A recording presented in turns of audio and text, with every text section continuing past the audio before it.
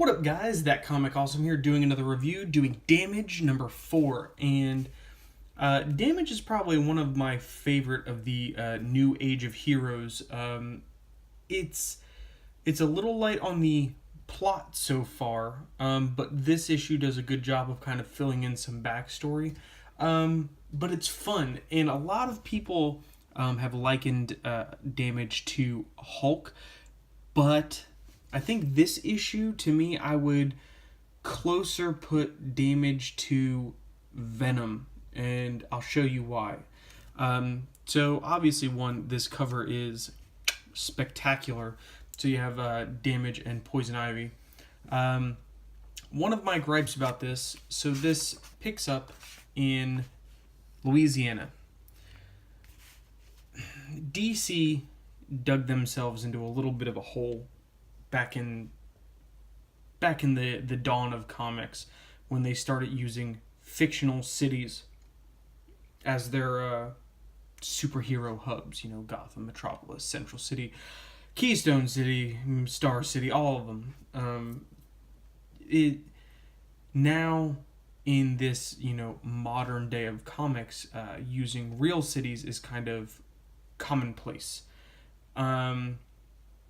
But you find here, so this is in Louisiana, the sugarcane capital of the world, or whatever, and you get some kind of voiceover, which I think is Ivy, and it's pretty much how the powerful build everything on the backs of the powerless.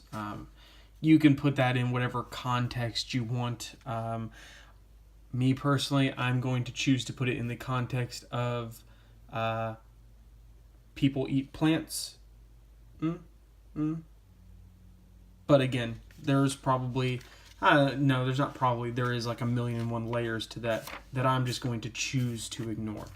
But of course, then you have Poison Ivy kind of attacking these sugar farmers in Louisiana, which this is my gripe. Why is Poison Ivy in Louisiana? Why isn't she in Gotham, or maybe again in one of the fictional cities? What brought her here? Maybe we'll find out in the next issue. Maybe, I hope so. But also in the newest, or the previous arc in Batman, Ivy seems to have been reformed, not taking control, or not doing what she does because of plants or whatever. Again, these are minor quips. Other than that, story, good. I do like it's like big sugar. Oh, actually, you know what?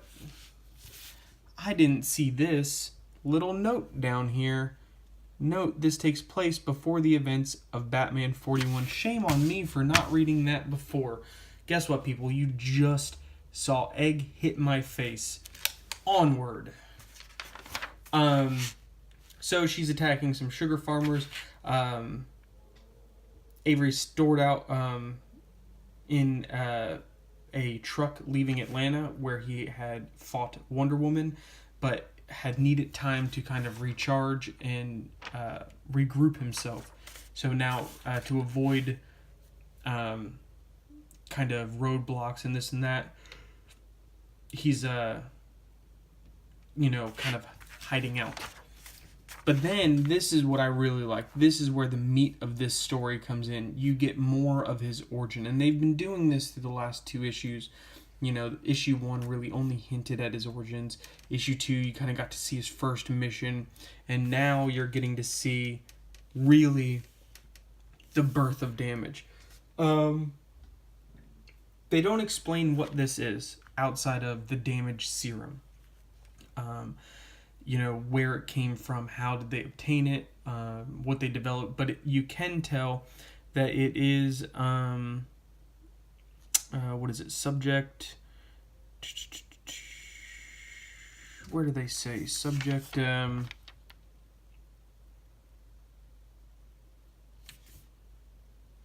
don't know, it's like subject 70-something, so they've done this experiment quite a bit, all failures. So now you have Colonel Jonas, who, again, a lot of people complained about her.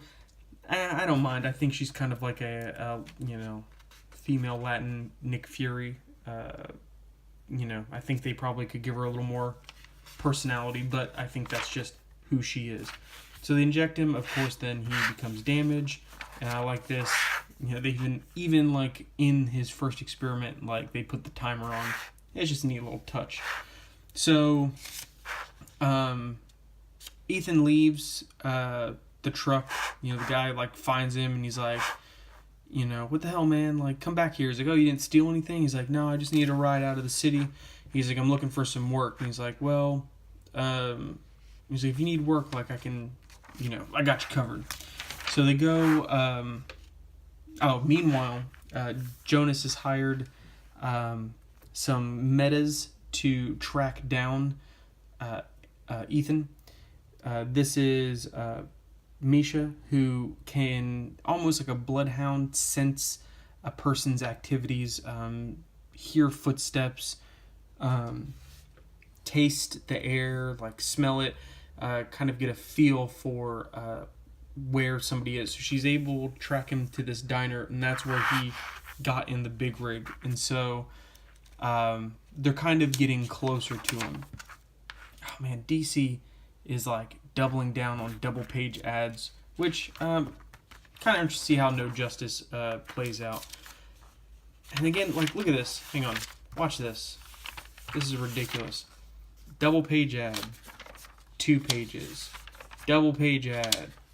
Page ad.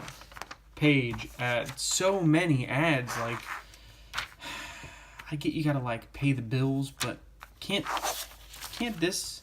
that help pay the bills? Anyway,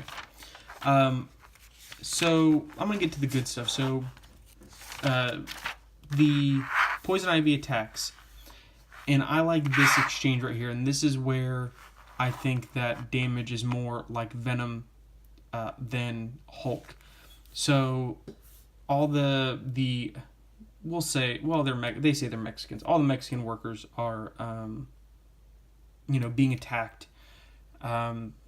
And Damage, again, has his own personality within Ethan, just like Ethan has his own personality within Damage.